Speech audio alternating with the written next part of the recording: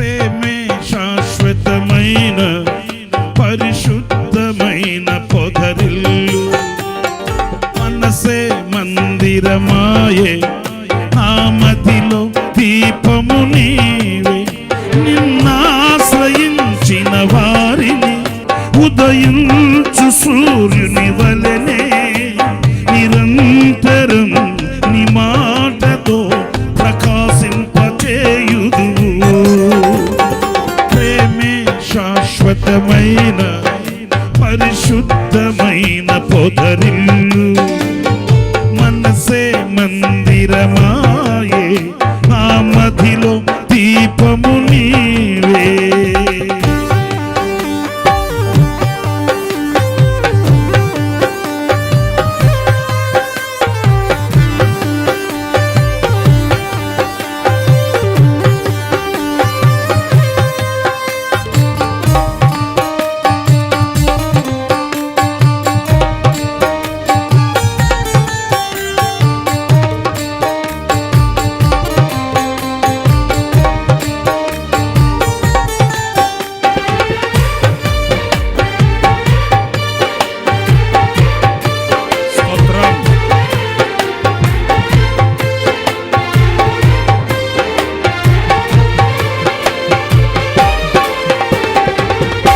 అమరమైన నీ చరితం, విమలమైన నీ రుధిరం, ఆత్మీయంగా ఉత్తేజపరచిన పరివర్తన క్షేత్రము.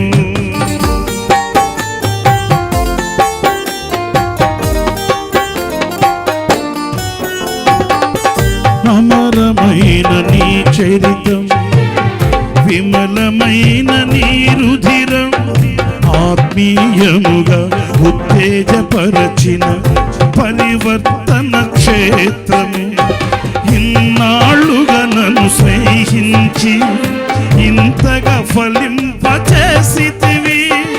ఈశ్వర సంపదలన్నిటిలో అభినయించినే పాడెదను. ఉండలేను, బ్రతుకలేను నీ తోడు లేకుండా, నీ నీడ లేకుండా. ప్రేమే శాశ్వతమైన పరిశుద్ధమైన పొదరిల్లు, మనసే మందిరమాయే, నా మదిలో దీపము నీవే. నిన్నాశ్రయించిన వారిని ఉదయించు సూర్యుని వలెనే నిరంతరం నీ మాటతో ప్రకాశింపచేయుదు.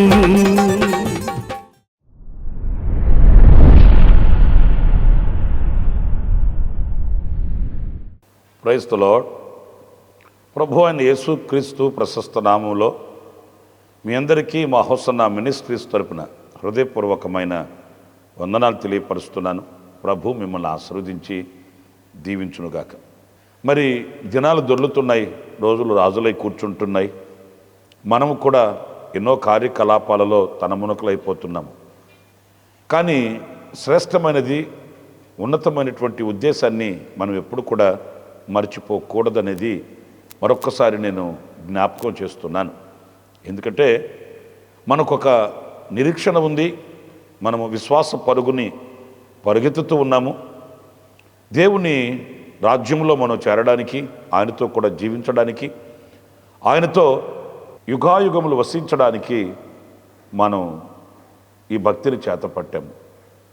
ఇది మనలో ఉన్న శుభప్రదమైన నిరీక్షణ అని చెప్పడంలో ఎలాంటి సందేహం ఏమీ కూడా లేదు. కానీ ఎప్పుడు కూడా ఈ ఆలోచన, ఈ సంకల్పం, ఈ దృష్టి మనల్ని వీడిపోకూడదనే జాగ్రత్తని మనం వహించాలి. పరిశుద్ధ గ్రంథంలో కూడా మనం చదివినప్పుడు చక్కటి మాట ఈ పూట యాకోబు రాసిన పత్రిక 2వ అధ్యాయం 5వ వాక్యాన్ని నేను మీకు చదివి వినిపిస్తాను. తన్ను ప్రేమించు వారికి తాను వాగ్దానము చేసిన రాజ్యమునకు వారసులుగాను ఉండుటకు దేవుడు ఏర్పరచుకొనలేదా? చూడండి, ఇక్కడ దేవుడు ఏర్పరచుకున్నది ఎందుకు అనంటే, ఆయన వాగ్దానము చేసిన రాజ్యమునకు మనము వారసులము కావాలని. ఇది క్రైస్తవ్యానికి వెన్నెముక. ఏదో ఈ లోకంలో జీవించి కొన్నాళ్ళు అన్ని సంపాదించి ఆ తర్వాత ఏమైపోతాం మనకు తెలియదు అనేది కాదు క్రైస్తవ శుభప్రదమైన నిరీక్షణ. క్రైస్తవునికి ఒక గురి ఉంది. అదేంటంటే ఈ లోకాన్ని విడిచిన తర్వాత ఒక రోజున మరలా నేను ప్రభు దగ్గర కన్ను తెరుస్తాను, ఆనాడు ఆయన రాజ్యంలోనికి నేను ప్రవేశిస్తాను అని ఇదిగో ఈ భక్తిని చేతబట్టుకొని ఓర్పును, నేర్పును, సహనాన్ని, సంతోషాన్ని కలిగి మనం నడిపించబడుతున్న సంగతి వాస్తవం. అయితే ఇదిగో దినాలు దొరుకుతున్నాయి, కాలం ముంచుకొస్తుంది, మన వయసు పెరుగుతుంది. ఇలాంటి పరిణామాలలో మన హృదయంలో కలిగిన ఆ పరివర్తనను బట్టి అనుదినం మనం ధ్యానించి తలపోసుకొనవలసింది, పరిశీలించి పరీక్షించుకొనవలసింది. నేను దేవుని రాజ్యమునకు వారసునిగానే ఉన్నానా, దేవుని రాజ్యమునకు వారసత్వాన్ని కాపాడుకుంటున్నానా అనేది మనం నిత్యము మనలో ఉంచుకొనవలసిన ప్రశ్నార్థకమైన అనుభూతి. సరే, దేవుని వాక్యంలో మనం చదివినప్పుడు ఎవరు ఈ పరలోక రాజ్యమునకు వారసులవుతారు అనంటే, మీరు మత్తయి సువార్త 7వ అధ్యాయం 21వ వాక్యాన్ని నేను చదువుతున్నాను. ఆ మాటలు జాగ్రత్తగా వినండి. ప్రభువా ప్రభువా అని నన్ను పిలుచు ప్రతివాడును పరలోక రాజ్యములో ప్రవేశింపడు గాని పరలోకమందున్న నా తండ్రి చిత్త ప్రకారము చేయువాడే ప్రవేశించును. ప్రియులరా, ఒక గొడ్డలు పెట్టువంటి మాట. ఈ మాట మనం ధ్యానించవలసి ఉంది. అదేంటంటే, ప్రభువా ప్రభువా అని పిలుచు ప్రతివాడు దేవుని రాజ్యంలోనికి ప్రవేశించడంట. అదే నేను చెప్పింది. ప్రతిదినము మనల్ని మనం విమర్శించుకోవాలని ఎందుకు చెప్పారంటే, మనము బాగానే ఉన్నాము, పాటలు పాడుతున్నాము, సన్నిధికి వెళుతున్నాము, భక్తి చేస్తున్నామని మనం అనుకుని మనం ఆయన్ని ప్రభువా అని పిలవవచ్చు. కానీ వాక్యం ఏం చెప్తుంది? ప్రభువా అని పిలిచినంత మాత్రాన కాదు, ఆయన చిత్తమును చేయువాడు ఆయన రాజ్యంలో ప్రవేశిస్తాడు. ఆయన చిత్తము చేయువాడు. ప్రియులారా, ఆయన చిత్తం అంటే ఆయన ఉద్దేశం, ఆయన ఆలోచన, ఆయన సంకల్పం, ఆయన హృదయంలో ఉన్న భావన, ఆయన పవిత్రమైన పరిశుద్ధమైన మార్గం, ఇవన్నీ ఆయన చిత్తం. మరి ఆ చిత్తానికి అంటే ఆయన ఆలోచనకు, ఆయన తలంపులకు, ఆయన ఉద్దేశాలకు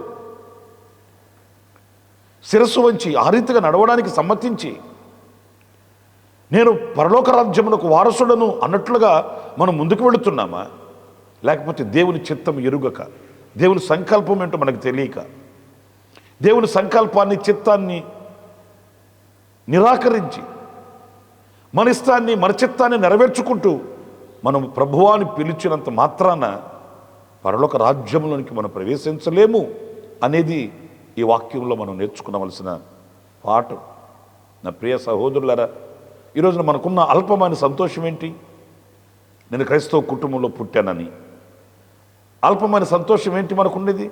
నేను సంఘంలో పెద్దగా ఉన్నాను, సంఘంలో నేను సాక్షిగా ఉన్నాను అనే కదా. మరి దేవుని చిత్తం సంగతి ఏంటి? మన యావత్ జీవితంలో ఆయన సంకల్పం, ఆయన చిత్తం, ఆయన యొక్క ప్రణాళిక నెరవేర్చబడుతుందా, లేక మన ప్రణాళిక నెరవేర్చబడుతుందా? ఈ ప్రశ్నకు సమాధానం ఎవరు చెప్తారు? మనమే చెప్పాలి. అంతరంగములను పరిశోధించు. దేవుని ఎదుట మనం నిలిచినప్పుడు మనం ఎవరి చిత్తాన్ని, ఎవరి సంకల్పాన్ని నెరవేర్చుచున్నాము, ఎవరి ఆలోచన మనం నెరవేర్చుచున్నాము. ధనవంతుడితో ప్రభు చెప్పింది అదే. లాజరు చనిపోయాడు, ధనవంతుడు చనిపోయాడు. వారిద్దరూ ఎలాగ బ్రతికారని మనకు లేఖనాలు చెప్తున్నాయి. ధనవంతుడు కోరిన కోరికకు ప్రభు చెప్పాడు, నువ్వు బ్రతికిన దినములలో నీకు ఇష్టం వచ్చినట్లు నువ్వు బ్రతికావయ్యా. దేవుని చిత్తాన్ని ఎరిగావా? దేవుని కోరికను ఎరిగావా? ప్రభుని ప్రీతిపరచాలి, సంతోషపరచాలని ఏనాడైనా తలంచావా? లేదు. నీ ఇష్టాన్ని నువ్వు నెరవేర్చుకుంటూ వచ్చి, నీ చిత్తాన్ని నువ్వు నెరవేర్చుకుంటూ వచ్చి ఈనాడు దేవుని రాజ్యములో ప్రవేశించాలంటే, అదిగో ఆ లాజరు ఉన్న ఆ ప్రశాంతమైనటువంటి స్థితికి నువ్వు వెళ్ళాలంటే ఎలా కుదురుతుంది? నిజమే నా ప్రియ సహోదరులారా, ఇవన్నీ మనం అనునిత్యం మన గుండెల్లో దాచుకొని ఆచితూచి అడుగు వేయవలసినటువంటి అనుభవాలు. ఇంకొక మాట నేను మీకు జ్ఞాపకం చేస్తాను. అది మత్తయి సువార్త 19వ అధ్యాయం 14వ వాక్యంలోని మాటలు నేను చదువుతున్నాను. ఆయన శిష్యులు తీసుకుని వచ్చిన వారిని గద్దింపగా యేసు, చిన్నపిల్లలను ఆటంకపరచక వారిని నా యొద్దకు రానియుడి, పరలోక రాజ్యము ఇలాంటి వారిదని వారితో చెప్పి. చూడండి, ఇక్కడ చిన్నపిల్లల్ని ప్రభు దగ్గరికి తీసుకుని వచ్చారంట. ఈ చిన్నపిల్లల్ని ప్రభు నద్దకు వెళ్ళనివ్వకుండా శిష్యులైన వాళ్ళు ఆటంకపరుస్తున్నారు. వాళ్ళ ధోరణి ఒకటే, అదేంటంటే ప్రభుని కాస్త విశ్రాంతిగా ఉంచాలి, ఆయనకి కాస్త విరామం కలిగేటట్లు చేయాలి. వాళ్ళ ధోరణి వాళ్ళది. కానీ ప్రభు వారిని గుర్తించాడు. మన ప్రభు ఎవరు అనంటే ఆశపడిన ప్రాణాన్ని తృప్తిపరిచేవాడు, అంతరంగములను ఇరిగినవాడండి. ఏ ఆశతో మనం ప్రభు దగ్గరికి వచ్చామో, ఏ కోరికతో ఆయనను విన్నపించుకోవడానికి మనం కదిలి వచ్చామో ఆయనకి సమస్తం తెలుసు. ఈ ఆటంకపరుచుతున్న వారిని గద్దించి ప్రభు అంటున్నాడు, ఇలాంటి వారిది పరలోక రాజ్యం. ఎలాంటి వారిది? ఈ చిన్నపిల్లల వంటి వారిది. అంటే చిన్నపిల్లల వంటి వారంటే వాళ్ళ తత్వాన్ని మనం గుర్తించాలి. వాళ్ళ హృదయం నిష్కాపట్యంగా ఉంటుంది. వాళ్ళ హృదయం దేవునికి సమీపంగా ఉంటుంది. వాళ్ళకి కక్ష, ఈర్ష, ద్వేషం, పగ ఇవన్నీ కాస్త దూరానే ఉంటాయని చెప్పడంలో ఎలాంటి సందేహం ఏమీ కూడా లేదు. ఈ మంచి మనసాక్షి కలిగిన ఈ చిన్నపిల్లల మనస్తత్వాన్ని మనం ధరించుకోవాలి. చిన్నపిల్లల మనస్తత్వం ధరించుకోవాలంటే ఏదో బ్యాగ్ తగిలించుకొని లేకపోతే నోట్బుక్ తీసుకొని ఎల్కేజీ, యూకేజీ, కాన్వెంట్కి వెళ్ళాలని కాదు.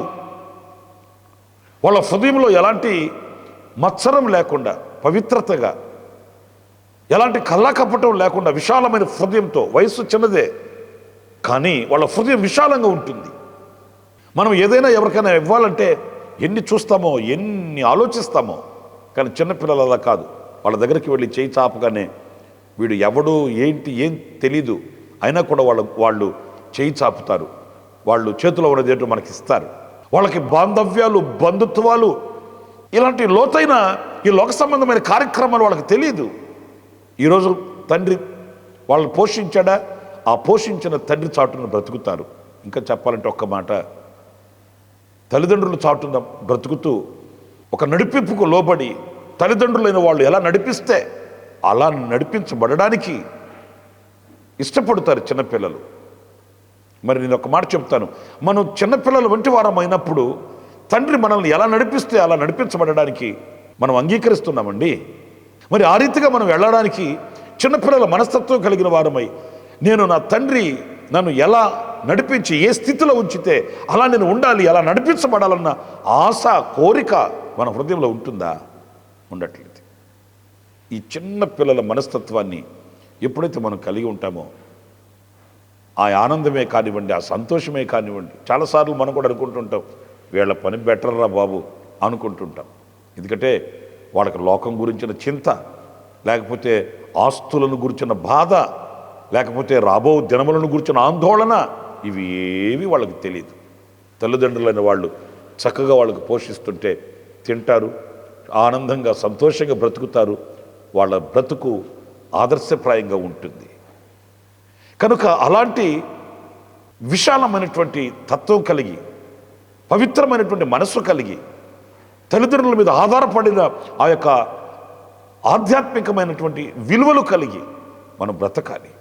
అప్పుడే దేవుని రాజ్యంలోనికి మనం ప్రవేశించగలుగుతామనేది మనం గుర్తించి గమనించాలి. ఇంకొక చిన్న విషయం కూడా నేను మీకు జ్ఞాపకం చేస్తాను. అది మత్తయి సువార్త 19వ అధ్యాయం 21వ వాక్యాన్ని నేను చదువుతున్నానండి. అందుకు యేసు, నీవు పరిపూర్ణుడొకటకు కోరిన ఎడల పోయి నీ ఆస్తిని అమ్మి బీదలకిమ్ము, అప్పుడు పరలోకమందు నీకు ధనము కలుగును, నీవు వచ్చి నన్ను వెంబడింపుమని అతనితో చెప్పాను. ఇక్కడ పరలోక రాజ్యమునకు వారసుడుగా కావాలని, ప్రవేశించాలని కోరిన కోరికకు ప్రభు చెప్తున్న సమాధానం ఇది. నీవు పోయి ఆస్తిని అమ్మి బీదలకిచ్చి పరలోక ధనమును కూర్చుకొనుము, లేక ఆ ధనాన్ని సంపాదించుకొనుము. ప్రియులారా, దేవుని రాజ్యంలోనికి మనం ప్రవేశించాలి. ఈ లోకమందు మనము ధనవంతులై ఉంటే కాదు. మరొక మాట కూడా, సూది బెజ్జంలో ఒక ఒంటె దూరుతుందేమో కానీ ఈ లోక సంబంధమైన ధనాపేక్ష కలిగిన వ్యక్తి, ధనవంతుడైన వ్యక్తి పరలోక రాజ్యములు ప్రవేశించడం కష్టం. మీకు ఒక ప్రశ్న రావచ్చు, మరి ధనవంతులైన పరిశుద్ధులంతా పరలోక రాజ్యంలో ప్రవేశించరా? ప్రవేశిస్తారు. ఎందుకని? వారి ధనము దేవునిని సేవించుటలో అడ్డొచ్చింది కాదు. వారు ధనము దేవునిని అనుసరించి వాళ్ళు నడవడంలో ఏనాడు వాళ్ళు ధనాన్ని ఆధారం చేసుకొని ఆ ధనముని వాళ్ళు అడ్డు పెట్టుకుని వాళ్ళు కాదు. వివరంగా చెప్పాలంటే ధనము వాళ్ళ వెంట వచ్చిందే కానీ ధనము వారు ముందు పోలేదు. ధనము ఏనాడు వాళ్ళు చూసుకోలేదు, వాళ్ళు దేవునిని చూశారు. ఆ తర్వాత సర్వ విధములైన ఆశీర్వాదాలు వాళ్ళు వెంట నడిచాయి. కీర్తనాకారుడు రాసిన మాట జ్ఞాపకం చేసుకుందాం. కృపయు క్షేమము నా వెంట వచ్చును. కృపాక్షేమాల వెంట నేను వెళుతున్నాను కాదు, నేను ప్రభువుని వెంబడించి వెళుతున్నాను. కృపా, క్షేమము, ధన సమృద్ధి సమస్తము కూడా వారి వెంట నడిచాయి. అందుకే దేవునిని అనుసరించి సేవించుటలో ఈ ధనం ఎప్పుడు వాళ్ళకి అడ్డు రాలేదు. మరి యోబు ధనవంతుడే కదా, అబ్రహాము ధనవంతుడే కదా. ఇలాగ మన పితరులను చూస్తే వాళ్ళు ధన సమృద్ధి కలిగిన వాళ్ళే, ఐశ్వర్యము కలిగిన వాళ్ళే. కానీ ఆశ్చర్యమైన సంగతి ఏంటంటే వాళ్ళ ధనం ఎప్పుడు వాళ్ళకి ఆటంకంగా నిలవలేదు. ఆటంకంగా నిలిచేటట్లు వాళ్ళు ధనాన్ని ప్రేమించలేదు. వాళ్ళు పరిపూర్ణమైన ప్రేమ ప్రభువు వైపు త్రిప్పుకున్నారు. ఇక్కడ మనం గమనించినప్పుడు నీ ఆస్తిని అమ్మి బేదలకిచ్చి పరలోకమందు ధనాన్ని కూర్చుకో, అప్పుడు నన్ను వచ్చి వెంబడించు అని ప్రభువు చెప్పాడు. పరలోక రాజ్యంలోనికి మనం వెళ్ళాలంటే ఈ లోక సంబంధమైనటువంటి ఇదిగో ఈ ఐశ్వర్యాన్ని, లేకపోతే ఈ లోకం మీద ఉన్నటువంటి మన దృష్టిని, వీటిని మనం గుర్తించవలసి వస్తుందండి. నీ ధనం ఎక్కడ ఉండునో నీ హృదయం కూడా అక్కడే ఉంటుందని వాక్యం చెప్తుంది. ఈ లోక సంబంధమైన వాటి మీద మనం దృష్టి కలిగి వీటిని కూర్చుకొని, పేర్చుకొని, దాచుకొని వీటినే మనం అపేక్షించిన ఎడల పరసంబంధమైన వాటి యందు మనకు దృష్టి లేని వారం అవుతాము. అందుకని ఈ లోక సంబంధమైన ధనాన్ని, ఈ పలుకుబడుల్ని, ఈ పదవుల్ని, వీటిలన్నిటిని విడిచి నన్ను వెంబడించు, పరలోకమందు ధనము కలుగుతుంది, అప్పుడు నువ్వు పరలోకమందు నువ్వు ప్రవేశించగలుగుతావని ప్రభువు చెప్పాడు. నా ప్రియమైన సహోదరులారా, కనుక ఈ లోకంలో మనకి ఎంత ఉన్నా ఏమి ఉన్నప్పటికీ పరలోకమందు నాకేముంది, పరలోకంలో నేను ప్రవేశించడానికి నేనేం సంపాదించుకోవాలి, నేనేం కూడగట్టుకోవాలి, నేను ఏది దాచుకోవాలి అనే విమర్శ, ప్రశ్న మనందరికీ కలగాలి. ఈ లోకంలో మనం పేదవాళ్ళంగా ఉండొచ్చు, పరలోకమందు మనం ధనవంతులమై ఉంటాం. పరలోకమందు ఏ స్థితి కలుగున్నాము అనేది ప్రశ్న కాదా? కనుక ఈ లోక సంబంధమైన ఐశ్వర్యం మీద కాకుండా పరలోక సంబంధమైన ఆ యొక్క ఐశ్వర్యం మీద మనం దృష్టి నిలిపి మనం పదిలపరచబడినప్పుడే, లేక జాగ్రత్తగా ఆధ్యాత్మికమైన విలువల్ని కాపాడుకున్నప్పుడే ఆ రాజ్యంలోనికి మనం ప్రవేశిస్తామనేది ఈ 3వ అనుభవం మనకు చెప్తున్న సత్యం. ఇక 4వది ఇంకొక మాట, మత్తయి సువార్త 5వ అధ్యాయం 3వ వాక్యాన్ని నేను చదువుతున్నాను. ఆత్మ విషయమై దీనులైన వారు ధన్యులు, పరలోక రాజ్యము వారిది. పిల్లలు చూడండి, ఆత్మ విషయమై దీనత్వం కలిగి ఉండడు.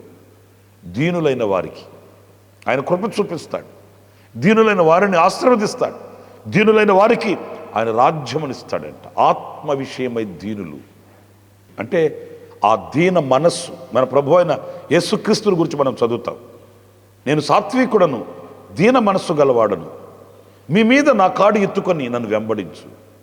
ప్రియులారా, యేసయ్య ఆయన దేవాతి దేవుడు, దైవకుమారుడు, తండ్రితో కూడా ఉండుట విడిచిపెట్టకూడని భాగ్యమును ఎంచుకొనక ఈ లోకానికి దిగివచ్చి దాసుని స్వరూపము ధరించిన దీనుడు. ఆ దీనుని యొక్క స్వభావాన్ని మనం పొందుకోవాలి. క్రీస్తు యేసునకు కలిగిన ఈ మనస్సు మనం కలిగి ఉండాలని వాక్యం చెప్తుంది.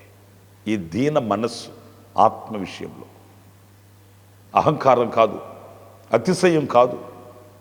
ఎవడైనా బలిష్టమైన చేతి క్రింద దీనుడై ఆయన హస్తం క్రింద దాచబడి ఉంటాడో అతనిని ఆయన హెచ్చిస్తాడని వాక్యం చెప్తుంది. హెచ్చించడమే కాదు, ఆయన రాజ్యంలోనికి ఆయన మనల్ని తీసుకుని వెళ్తాడు. అందుకే ప్రభు మనల్ని ఏర్పరచుకునేను అని వ్రాయబడి ఉంది. కనుక నా ప్రియ సహోదరులారా, 4 విషయాలను మీతో చెబుతూ వచ్చాను. 1, పరలోకమందున్న తండ్రి చిత్త ప్రకారము మనం చేయాలి. 2వది, చిన్నపిల్లల వంటి మనస్తత్వం కలిగి పవిత్రత పరిశుద్ధత కలిగిన వాళ్ళు ఆయన రాజ్యములో ప్రవేశిస్తారని. 3వదిగా, పరలోకమందు ధనమును కూర్చుకొని ఈ లోక సంబంధమైన ఐశ్వర్యాన్ని విసర్జించి ఆ పరసంబంధమైన వాటి మీద దృష్టి కలిగిన వ్యక్తి ప్రవేశిస్తాడు ఆయన రాజ్యములో అని. అలాగే ఆత్మ విషయమై దీనులైన వారు, ఆ దీనత్వం కలిగిన వ్యక్తులు ఆయన రాజ్యంలో ప్రవేశిస్తారని సత్యవాక్యం సెలవిస్తూ వచ్చింది, ధ్యానిస్తూ వచ్చాము. మనం కూడా ఆ రీతిగా సిద్ధపడదాము. అందుకొరకే మనల్ని ఆయన ఏర్పరచుకునేను అని వాక్యం సెలవిస్తుంది. కనుక ఆ రీతిగా మనం మరొక్కసారి దేవుని వాక్యం ఎదుట విమర్శ చేసుకొని ఆయన రాజ్యమునకు సిద్ధపడదాం. అలాంటి కృప దేవుడు మనందరికీ అనుగ్రహించుగాక. చిన్న ప్రార్థన చేస్తాను.